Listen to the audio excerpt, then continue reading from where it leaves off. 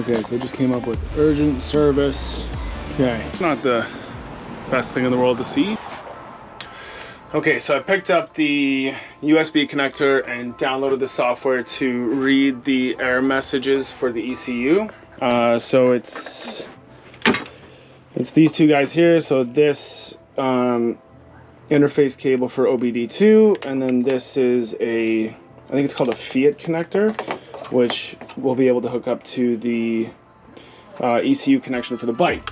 And then, you know, turn the ignition on. So see, it says, is it gonna show up? It says service right there. Go here and go connect. You can see connected to the ECU. So you go here, view faults, and then read. Now it's a little bit strange. I just did this before and it came up with some faults that I took a picture of. All right, so I looked up the codes that the bike was throwing on the Guzzidiag unit there. That's these ones right here. I'll put them up on the screen. And so what I did was I, you know, searched the forums and everything, but I also downloaded the shop manual, which is like 20 bucks from AF1. And it has all the information about the specific code, about, you know, how to test it, if between the pins, what resistance it should be, etc. So I can tell if it's just a damaged wiring harness or if it's the piece that's damaged itself. So I'm gonna lift up the tank here, and I think it's somewhere right here on this side from the pictures that I looked up. So I'm gonna get into it, pop it out, see what's going on there, and try and test it out. And then if I think it's still good, start the bike up again, then connect it again, because I've cleared the codes now, and I'll see if it's a recurring thing.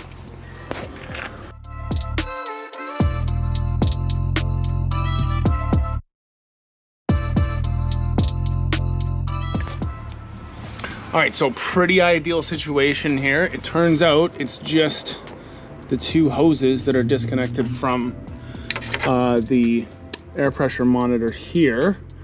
But while I have the tank up like this, I'm gonna take a look around and see if I can see anything else that's disconnected. I'm seeing, you know, this one here. There's one, I'm not sure if there's one down here disconnected. So I'm just gonna go through everything else and see what else is going on here, but that's pretty ideal that it's just a disconnected hose. All right.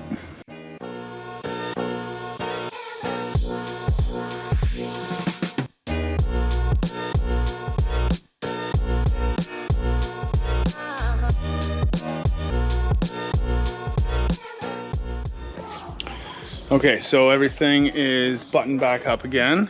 So time to start it up again and see if I still have any codes. Insert the code.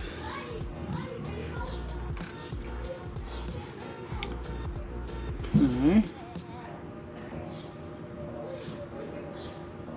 Still got some lights flashing here.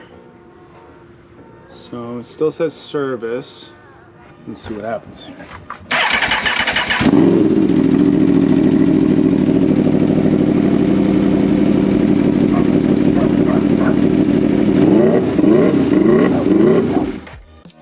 Okay, so it's still doing the weird revving thing. Wow, that is loud. Now it says urgent service again.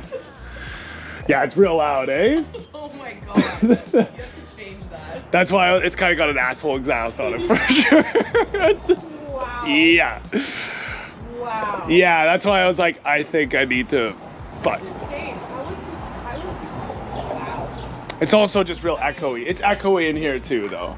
Yeah, but I mean, you're not gonna not get noticed by that. Yeah, it's a bit. I like a loud exhaust, but it's a bit fucking much. That's idling. Maybe if we lived in the middle of nowhere. Yeah. Yeah. I think I'm gonna have to change it. Yeah, you're gonna have to change that for sure. Yeah. But anyhow, so it's still saying urgent service on the dash. We got all of the lights lit up here, which is great. So now I got this guy hooked back up again here. View faults. So we got a new one, P0211, invalid signal. Okay, so I'm gonna look that one up now. Okay, so P0211 is now the air intake in the front cylinder here. This is probably similar to the one that I just had. It's probably a hose that's loose or a plug that's loose or something. So, pop it back out again. See if there's anything wrong with that front one there. But the rear one isn't reading anything anymore. So I think I'm on the right track here.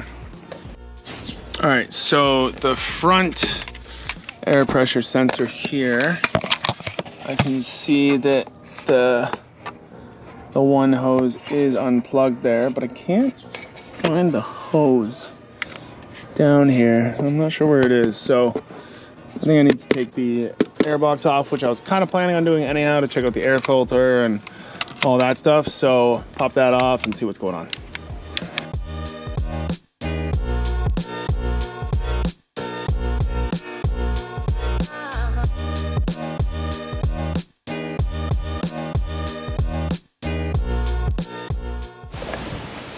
All right, so I think I solved everything here, hooked up all of that stuff. So I'm gonna fire it up again and see if it's throwing any codes here. So I cleared out the codes on the software. And so I'm gonna find out and see what happens here. Okay, so.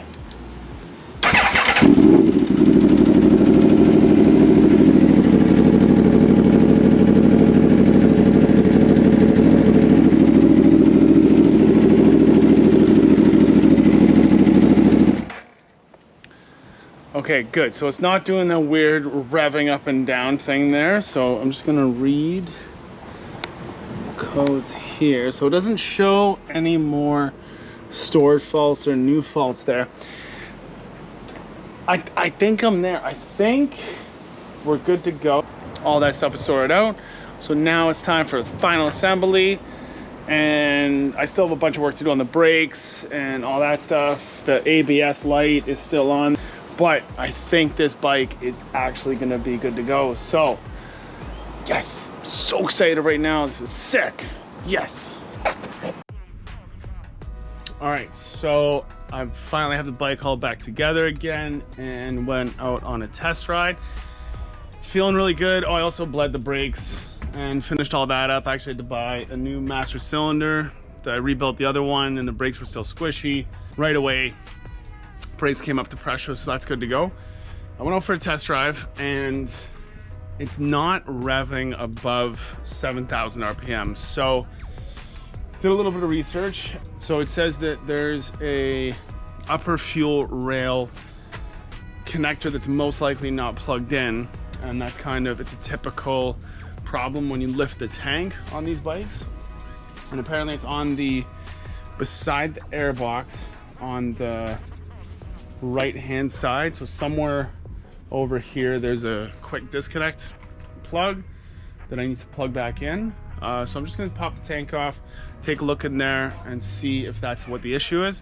Hopefully that's it, and then this bike will be done and I'll be ready for getting a safety and getting it on the road.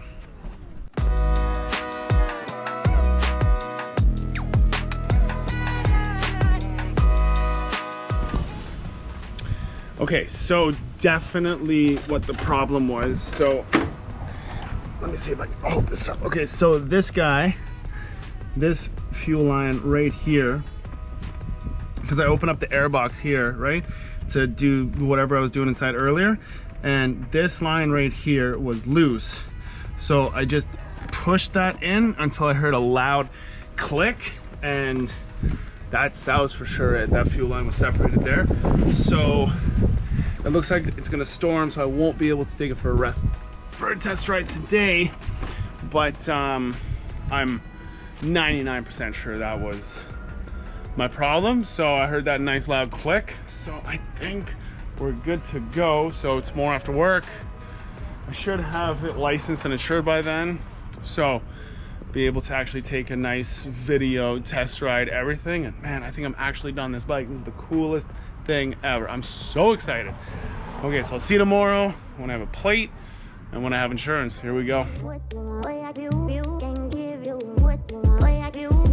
Oh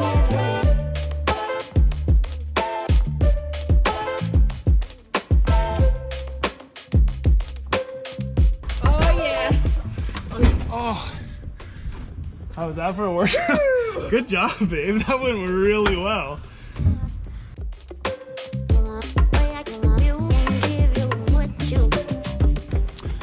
All right, baby. Thank you. We're ready for safety. Woo!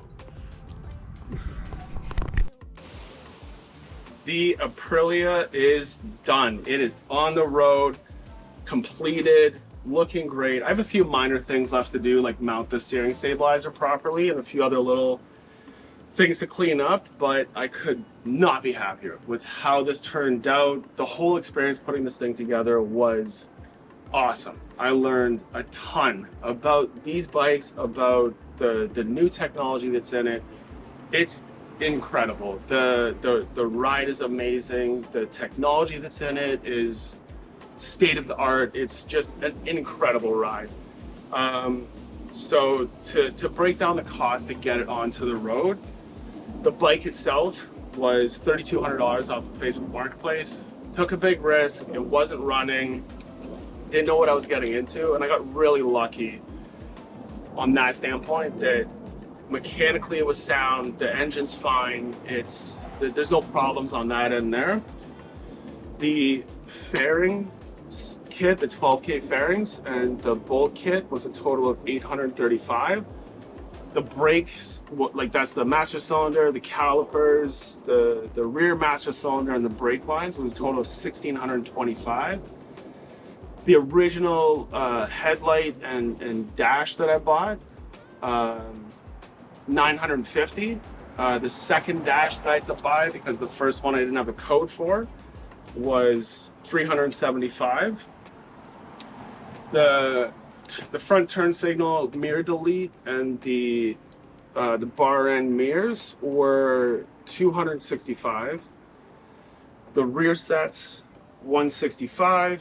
And the other little stuff like the license plate holder and a few other little bits, $85. And then the diagnostic tool and manual, another $90. So the total to get the bike on the road was $7,580. The total amount of mistakes that I made, that's the first dash and the brake stuff that I didn't end up using, was $735. So the total minus my mistakes, $6,850. These bikes right now are going for between $12,000 and $14,000, somewhere in there. This one, because it has the ABS fairings on it, would probably be in the $9,500 to $10,500 range. So overall, super worth it cost-wise. But it was a lot of work to get it to this point, and finding parts for it are really tough. But overall, the whole experience was very positive, and I learned a ton getting it to this point. So I'm super happy with how it turned out. It's been a really fun bike to ride. Overall, the experience has been amazing. So this project's done. Thank you very much for watching, and I'll see what I get into next.